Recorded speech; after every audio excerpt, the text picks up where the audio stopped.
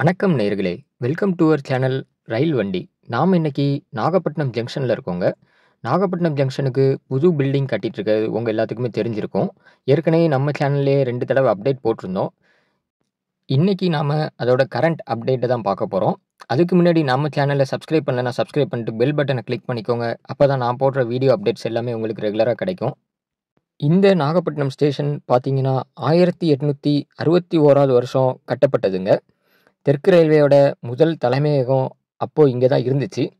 2018ஆம் ஆண்டு நாகப்பட்டினத்தில் வீசின கஜா புயலில் இந்த கட்டடம் நிறைய சேதம் அடைஞ்சிடுச்சுங்க. அதுக்கப்புறம் 2020 ரயில்வே பட்ஜெட் அப்போ புதுசாக 4 கோடி ஒதுக்கீடு பண்ணி கட்டடம் கட்டப்படும்னு சொல்லியிருந்தாங்க நாகப்பட்டினமுக்கு. இந்த புதிய கட்டுமான பணிகள் பார்த்தீங்கன்னா அக்டோபர் 2022ல் தொடங்குனுச்சுங்க. அதுக்கப்புறம் ரெகுலராக நிதி ஒதுக்கீடு பண்ணி வேலைகள் வேகமாக தான் நடந்துகிட்ருக்கு. போன வருஷம் இதே மாதம் நம்ம வீடியோ ஒன்று போட்டிருந்தோம். அப்போ பார்த்தீங்கன்னா வெறும் அஸ்திவாரம் மட்டும்தான் போட்டிருந்தாங்க. இப்போது கிட்டத்தட்ட 2 மாடி ஃபுல்லாகவே கட்டி முடிக்கிற நிலைமைக்கு வந்துடுச்சுங்க. இந்த புது கட்டடம் பார்த்தீங்கன்னா ஏற்கனவே உள்ள பழைய நாகப்பட்டினம் மெயின் பில்டிங்லேருந்து ரைட் சைடு உள்ளே வரணுங்க. ஏற்கனவே இந்த இடத்துல ரயில்வே பணியாளர்களோட வீடெல்லாம் இருந்துச்சுங்க. அதெல்லாம் இடிச்சிட்டு ஃபுல்லாக அப்புறப்படுத்திட்டாங்க.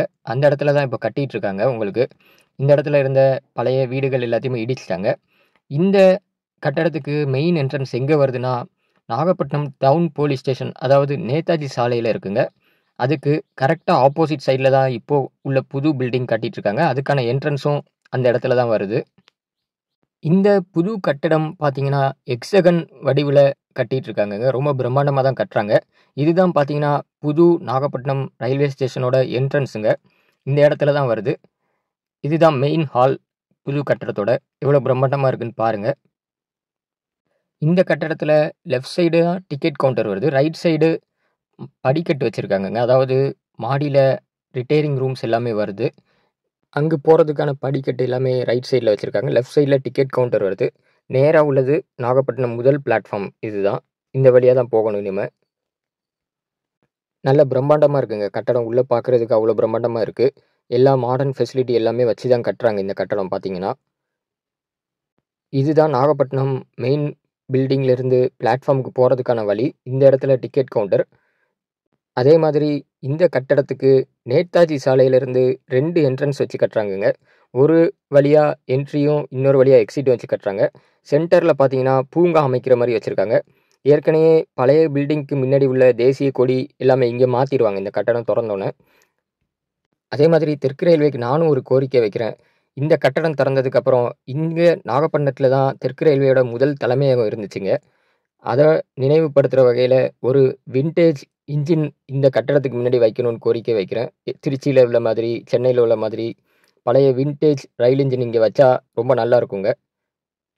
தெற்கு ரயில்வே நிறைவேற்றுவாங்கன்னு நினைக்கிறேன். ஏன்னா ஒரு ஹெரிட்டேஜ் ஸ்டேஷன் இது. வாங்க நம்ம இப்போது பிளாட்ஃபார்ம் வழியாக அந்த பக்கம் போய் கட்டடம் எப்படி இருக்குன்னு பார்ப்போம். இதுதான் பார்த்தீங்கன்னா புது கட்டடம். பிளாட்ஃபார்ம் சைட்லேருந்து எடுத்திருக்கேன். இந்த இடத்துல பார்த்தீங்கன்னா கேன்டீன் வருதுன்னு நினைக்கிறேங்க. கேன்டீன் இந்த என்ட்ரன்ஸ் இது. அதே மாதிரி லெஃப்ட் சைடில் கிச்சன் வச்சுருக்காங்க. கட்டட வேலையெல்லாம் ஆல்மோஸ்ட் இறுதி கட்டத்துக்கு வந்துடுச்சுங்க.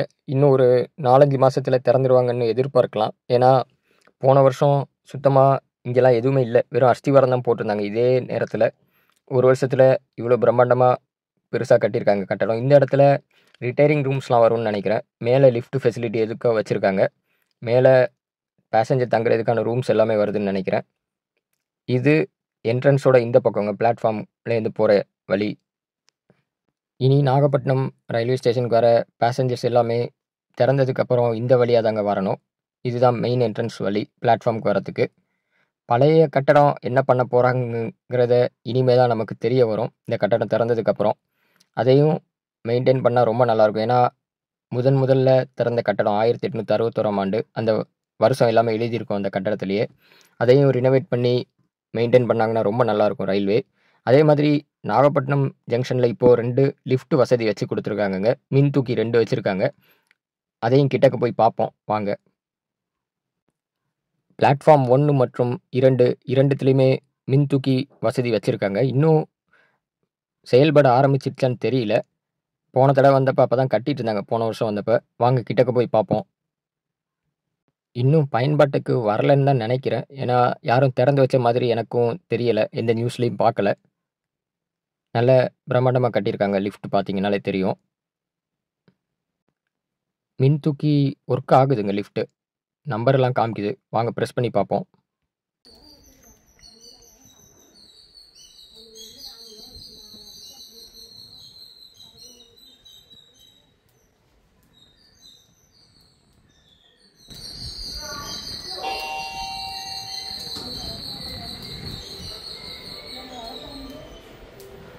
பிளாட்ஃபார்ம் 1ல உள்ள லிஃப்ட் ஒர்க் ஆகுதுங்க.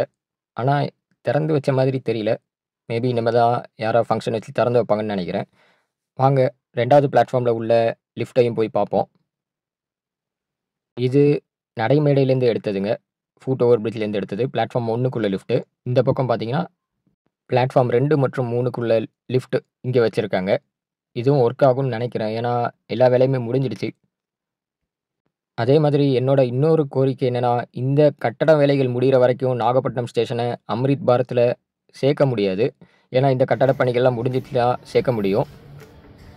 எனவே, அடுத்து வரும் அம்ரித் பாரத் ஸ்டேஷன் லிஸ்ட்ல நாகூர் மற்றும் வேளாங்கண்ணி ஸ்டேஷனை சேர்க்கணுங்கிறது தெற்கு ரயில்வேக்கு இந்த வீடியோ மூலியமா கோரிக்கை வைக்கிறேங்க. ஏன்னா, நிறைய பேர் பயன்படுத்துகிறாங்க நாகூர் ஸ்டேஷனும், வேளாங்கண்ணி ஸ்டேஷனும். அதையும் அம்ரித் பாரத்ல டெவலப் பண்ணாங்கன்னா ரொம்ப யூஸ்ஃபுல்லா இருக்குங்க. இந்த பக்கத்துலேருந்து பார்த்தீங்கன்னா, புது பில்டிங்கோட டாப் வியூ தெரியுங்க. 2வது மாடிக்கு உள்ள வியூ இது எல்லாமே. ஜூம் பண்ணி காமிக்கிறேன் உங்களுக்கு. பாருங்க எப்படி இருக்குன்னு. அதே மாதிரி நாகப்பட்டினம் ஜங்ஷனுக்கு முன்னாடி ஒரு ரயில்வே மேம்பாலம் கட்டிட்டு இருக்காங்கங்க. 104 கோடி செலவுல. அந்த பால வேலைகள் முடிஞ்சதுக்கப்புறம் என்ட்ரன்ஸ் எல்லாமே இந்த பில்டிங்க்கு முன்னாடி தாங்க வரும். பழைய பில்டிங்க்கு போக முடியாதபடி தான் இருக்கும். ஏன்னா, வண்டி எல்லாமே அதுக்கப்புறம் போக முடியாது பாலம் கட்டிட்டாங்கன்னா. இந்த என்ட்ரன்ஸ்லேருந்து தான் எல்லா வண்டியுமே நுழையிற மாதிரி இருக்கும். திரும்பவும் தெற்கு ரயில்வேக்கு அதே கோரிக்கை தான் வைக்கிறேன். கட்டடம் திறக்கிறப்பயே ஒரு வின்டேஜ் ரயில் இன்ஜின் இந்த பூங்கா அந்த இடத்துல வச்சுட்டாங்கன்னா ரொம்ப நல்லா இருக்குங்க. ஏன்னா, பார்க்கவே எவ்வளோ பிரம்மாண்டமா இருக்குன்னு பாருங்க கட்டடம். அதுக்கு முன்னாடி ஒரு வின்டேஜ் ரயில் இன்ஜின் வச்சுட்டு இந்த நாகப்பட்டினம் ஸ்டேஷனோட ஹிஸ்ட்ரி அப்பதான் வர பேசஞ்சர்ஸ், டூரிஸ்ட் எல்லாத்துக்குமே தெரிய வருங்க. ஏன்னா, தெற்கு ரயில்வேயோட தலைமையகமா இருந்த இடம் இது. இத்தோட இந்த வீடியோ முடிஞ்சிருச்சுங்க. இந்த வீடியோ உங்களுக்கு பிடிச்சிருந்துச்சுன்னா, நம்ம சேனலை மறக்காம வீடியோ பார்த்துட்டு சப்ஸ்கிரைப் பண்ணிடுங்க. வீடியோவை லைக் பண்ணுங்க. உங்க ஃப்ரெண்ட்ஸ் கூட ஷேர் பண்ணுங்க. அப்பதான் நிறைய பேருக்கு போய் சேரும். நன்றி, வணக்கம்.